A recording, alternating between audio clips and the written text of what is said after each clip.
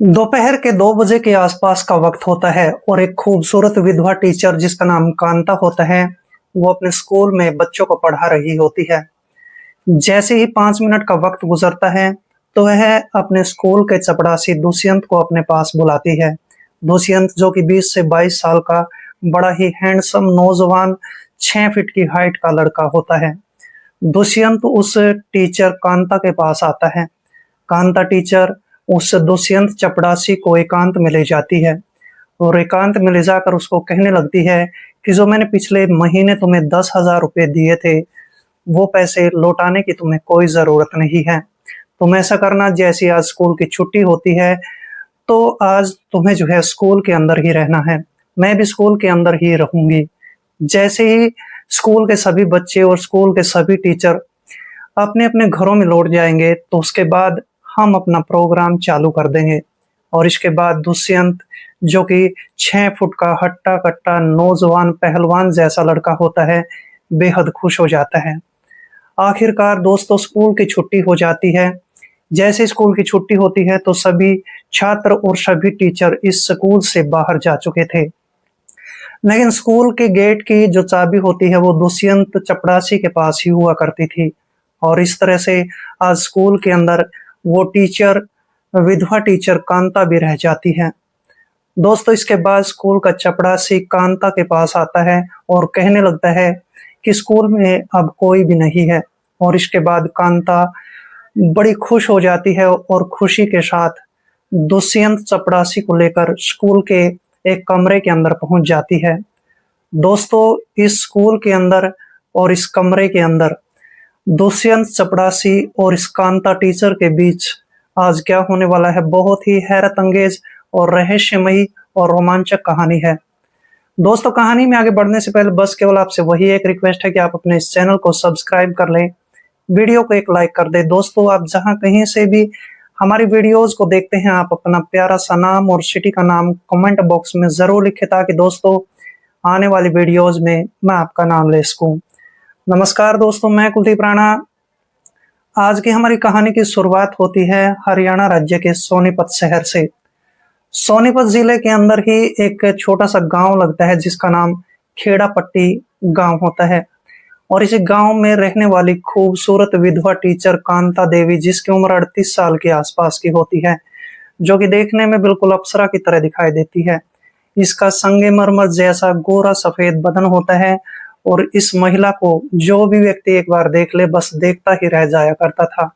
विधवा टीचर कांता गांव के ही स्कूल में पढ़ाने जाया करती थी, मन लगाकर बच्चों को पढ़ाया करती थी। और जैसे ही वो बच्चों को पढ़ाया करती थी तो सभी बच्चे और यहाँ तक कि सभी टीचर उसको पसंद किया करते थे। लेकिन दोस्तों, थोड़ा समय गुजर जाने के बाद इस स्कूल के अंदर एक दुष्यंत नाम का चपड़ासी आता है, जो कि 20 से 22 साल की उम्र का होता है। बड़ा ही हैंडसम नौजवान का लड़का होता है। उसका कद 6 फीट की हाइट का होता है। और जैसे ही दोस्तों एक दिन बरसात हो रही होती है, स्कूल में जो विधवा टीचर कांता होती है वो पढ़ा रही होती है, अचानक उसको भूख लग जाती है। और जैसे उसको भूख लगती है तो वो दुष्यंत चपड़ासी को अपने पास बुलाती है। उसको कहने लगती है कि दुष्यंत, मुझे भूख लगी है, तुम ऐसे करो, गांव में एक दुकान है और उससे 4 समोसे मेरे लिए लेकर आओ। दुष्यंत हंसता मुस्कुराता हुआ ना तो मैडम से पैसे लेता है और फिर दुकान पर चला जाता है, अपने पास से ही पैसे खर्च करता है, 4 समोसे लेकर फिर जो है स्कूल में वापस आ जाता है और मैडम कांता देवी के सामने 4 समोसे रख देता है। इसके बाद कांता देवी उनमें से 2 समोसे दुष्यंत को देती है और कहती है कि तुम्हारा बहुत बहुत धन्यवाद। लेकिन दुष्यंत चपड़ासी उसी समय मैडम कांता को कहने लगता है कि मेरे पिताजी बहुत बीमार रहते हैं, उनका इलाज करवाना है, उनके इलाज में 10 से 20,000 रुपए के आसपास का खर्चा आएगा। मैडम जी, मुझे 10,000 रुपए जो है ब्याज पर दे दो और मैं अगले महीने या फिर उससे अगले महीने तुम्हारे पैसे सूद समेत लौटा दूंगा। कांता टीचर हंसते मुस्कुराते हुए दुष्यंत को कहने लगती है कि ये भी कोई पूछने की बात है, मैं तुम्हें 10,000 रुपए दे दूंगी, कोई बात नहीं है। और इस तरह से दुष्यंत हंसता मुस्कुराता हुआ जैसे ही वहां से जाने लगता है तो ये टीचर कांता देवी फिर से दुष्यंत को आवाज लगाती है और कहती है कि अपना मोबाइल फोन नंबर मुझे दे दो। और इसके बाद दुष्यंत इसको अपना मोबाइल फोन नंबर दे देता है। और फिर 2 घंटे का वक्त गुजर जाने के बाद जैसे ही छुट्टी होती है तो फिर कांता टीचर अपने घर चली जाती है। और फिर उसके बाद वह सोचने लगती है कि कल रविवार है, इसलिए आज ही बैंक जाना पड़ेगा, बैंक से 20,000 रुपये निकलवा कर लाने पड़ेंगे। और फिर कांता टीचर बैंक में जाती है, 20,000 रुपये निकलवाती है और फिर शाम को अपने घर पर लौट आती है।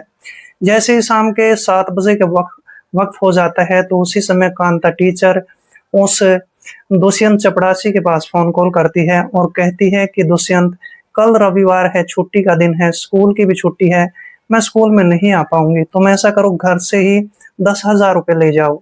और इस तरह से दुष्यंत फिर अपने घर से किसी दोस्त की मोटरसाइकिल मांगता है और कांता टीचर के घर के दरवाजे पर पहुंच जाता है। जैसे ही कांता टीचर के दरवाजे पर पहुंचता है, डोरबेल बजाता है, कांता टीचर दरवाजा खोल देती है तो उसके बाद दुष्यंत चपड़ासी की आंखें फटी की फटी रह जाती है। दुष्यंत चपड़ासी देखता है कि कांता टीचर के बदन पर तो केवल 2 ही कपड़े होते हैं। और फिर दुष्यंत उसकी खूबसूरती को, उसके शरीर की बनावट को, उसकी सुंदरता को देखकर दंग रह जाता है। ये टीचर आज चपड़ासी के साथ कुछ और ही खेल खेलना चाहती थी और इस तरह से दुष्यंत अब सारी बातें समझ चुका होता है। दोस्तों, इसके बाद ये टीचर कांता दुष्यंत को लेकर जैसे ही अपने घर के अंदर चली जाती है तो उसी समय बरसात शुरू हो जाती है। बरसात रुकने का नाम नहीं लेती है। फिर कांता विधवा टीचर दुष्यंत चपड़ासी को कहने लगती है कि दुष्यंत, आज की रात तुम मेरे साथ मेरे घर में ही गुजार सकते हो, बाहर काफी बरसात हो रही है, तुम भीग जाओगे। और अब तो दुष्यंत के सामने जो है रास्ता साफ हो चुका था। उसे लगने लगता है कि आज ये टीचर उसके साथ कुछ न कुछ करना चाहती है।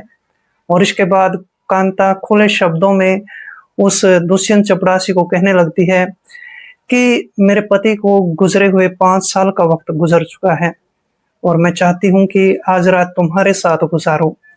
अब दुष्यंत उसी समय खुश हो जाता है और फिर कांता टीचर इसको अपने बेडरूम में ले जाती है, बेडरूम का दरवाजा बंद करती है और फिर दुष्यंत और ये टीचर कांता देवी दोनों ही जो है अपने रिश्ते कायम करने लगते हैं। तब तक रिश्ते बनाए जाते हैं जब तक दोनों की संतुष्टि नहीं हो जाती है। लगभग 1 घंटे का वक्त गुजरने के बाद जब दोनों की आखिरकार संतुष्टि हो जाती है तो फिर उसी समय घर के दरवाजे पर दस्तक होने लगती है। दोस्तों, कांता विधवा टीचर जैसे दरवाजा खोलती है तो देखती है कि उसके सामने उसकी सहेली दीपिका खड़ी थी, जो कि 36 साल की होती है, देखने में काफी खूबसूरत होती है। दीपिका तो अब इस कांता देवी से भी काफी खूबसूरत होती है। कांता देवी अपनी सहेली दीपिका को हंसते मुस्कुराते हुए कहने लगती है कि आज मेरे घर में एक शेर आया है और उसे बकरी का शिकार बेहद पसंद है। और इस तरह से दीपिका अब सारी बातें समझ चुकी होती है, क्योंकि कांता देवी ने पहले ही फोन करके इस दीपिका को बता दिया था कि आज मेरे पास कोई आने वाला है। और इसके बाद दोस्तों, वो जो चपड़ासी होता है दीपिका से मिलता है, दीपिका के साथ बातचीत तय करी जाती है। दीपिका इसको 5,000 रुपये तुरंत देती है और फिर ये दुष्यंत चपड़ासी और दीपिका दोनों ही फिर कमरे में चले जाते हैं और फिर ये दोनों अपने रिश्ते कायम करने लगते हैं। इन दोनों के बीच में तब तक रिश्ते बनते हैं जब तक इन दोनों की संतुष्टि नहीं हो जाती है। और इस तरह से पूरी रात ये टीचर और टीचर की सहेली दीपिका इस चपड़ासी के साथ जो है अपने रिश्ते कायम करती रहती है। जब तीनों का काम खत्म हो जाता है तो सुबह के 8 बजे के आसपास ये दुष्यंत चपड़ासी इन दोनों से और भी पैसे लेता है और अपने घर पर चला जाता है। इस तरह से हर तीसरे चौथे दिन ये प्रोग्राम चलने लगता है। लगभग 3 महीने का वक्त गुजर जाता है। 3 महीने का वक्त गुजरने के बाद कांता टीचर की एक माँ होती है जिसका नाम साधना होता है, वो इसके घर पर आ जाती है। साधना देवी अपनी बेटी कांता को कहने लगती है कि मैं 4 महीने रहने के लिए तुम्हारे घर पर आई हूँ, मैं यहाँ से अब जाने वाली नहीं हूँ। और इस तरह से कांता टीचर को अब दुष्यंत से मिलने का समय नहीं मिला करता था। आखिरकार एक दिन ऐसा भी आ जाता है जिसमें कांता ख्याल अपने स्कूल के अंदर बैठी हुई थी और इस सोच विचार में होती है कि दुष्यंत चपड़ासी से कैसे मिला जाए। तभी साधना देवी के मन में ख्याल आता है, क्यों न स्कूल की जब छुट्टी हो जाती है तो फिर इस स्कूल के अंदर कोई भी नहीं रहता है और यहीं एक कमरे के अंदर अपना काम चलाया जाए। इस तरह से जब ये कांता देवी इस बात का प्लान बना लेती है, इस बात की योजना बना लेती है, तो फिर दुष्यंत चपड़ासी को अपने पास बुलाती है। उसको कहा जाता है कि जैसे स्कूल की छुट्टी होगी तो तुम यहीं पर रुक जाना, मैं भी यहीं पर रुक जाऊंगी। जैसे ही सभी छात्र और सभी टीचर अपने अपने घरों पर चले जाएंगे तो उसके बाद हम अपने काम को अंजाम दे लेंगे। और इस तरह से दोस्तों जैसे 2 से ढाई बजे का वक्त होता है, स्कूल की छुट्टी हो जाती है, सभी टीचर अपने अपने घरों पर चले जाते हैं, सभी छात्र भी इस स्कूल से निकलकर अपने घरों पर लौट जाते हैं, तो इस स्कूल के अंदर केवल दुष्यंत चपड़ासी और ये टीचर रह जाती है। दुष्यंत चपड़ासी के पास हर कमरे की चाबी हुआ करती थी, गेट के मुख्य चाबी भी हुआ करती थी। और इस तरह से कांता आज बेहद खुश थी, क्योंकि काफी दिनों बाद दुष्यंत से मिलने वाली थी। और इसके बाद कांता दुष्यंत चपड़ासी को लेकर स्कूल के ही एक कमरे के अंदर चली जाती है। जैसे ही दोनों कमरे के अंदर जाते हैं तो दोनों अपने अपने रिश्ते कायम करने लगते हैं। और दोस्तों इस तरह से 20 मिनट का वक्त गुजरने के बाद इस स्कूल के अंदर कुछ लड़के आते हैं क्रिकेट खेलने के लिए। जैसे ही लड़के क्रिकेट खेलने लगते हैं तो उसी समय उन लड़कों की एक जो बॉल होती है वो कमरे के पास चली जाती है, और उनमें से एक लड़का जिसका नाम मोंटी होता है वो उस बॉल को उठाने के लिए उस कमरे की तरफ चला जाता है। अब मोंटी सुनता है कि उसको कुछ अजीब तरह की इस कमरे से आवाजें सुनाई देती है। मोंटी सोचने लगता है कि इस कमरे के अंदर कोई ना कोई जरूर है। मोंटी दरवाजा खटखटाने लगता है, लेकिन स्कूल का जो चपड़ासी होता है दुष्यंत और ये कांता देवी दोनों डर जाते हैं, दोनों दरवाजा ही नहीं खोलते हैं। बाकी सभी कमरों के दरवाजे खुले हुए थे, इसी कमरे का दरवाजा बंद होता है। अब मोंटी अपने दोस्तों को अपने पास बुला लेता है, कहने लगते हैं कि इस कमरे के अंदर कोई ना कोई जरूर है। लगभग 15 मिनट का वक्त गुजरने के बाद जब दरवाजा नहीं खोला जाता है तो फिर मोंटी गांव के सरपंच के पास फोन कॉल करता है, सरपंच को स्कूल में बुला लेता है। गांव का सरपंच दीनानाथ जब देखता है कि उस कमरे में तो कोई है लेकिन दरवाजा कोई नहीं खोलता है, तो फिर गांव का सरपंच नजदीकी पुलिस स्टेशन में फोन कॉल करता है। और आधे घंटे का वक्त गुजरने के बाद जो है पुलिस मौके पर पहुंच जाती है। पुलिस दरवाजा तोड़ती है और जैसे ही अंदर जाती है तो पुलिस की आंखें भी फटी की फटी रह जाती है। पुलिस देखती है कि स्कूल का चपड़ासी ही स्कूल की टीचर महिला के साथ जो है अपने रिश्ते कायम करने में व्यस्त था।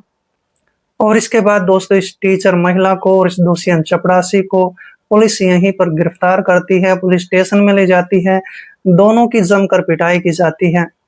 और जैसे ही दोनों की पिटाई होती है तो तोते की तरह अपना जुर्म कबूल कर लेते हैं। दोस्तों इसके बाद पुलिस इन दोनों के खिलाफ चार्जशीट तैयार कर लेती है और इन पर एक मुकदमा दायर कर दिया जाता है। इस टीचर को स्कूल से भी निकाल दिया जाता है, इसको इसके पद से भी हटा दिया जाता है।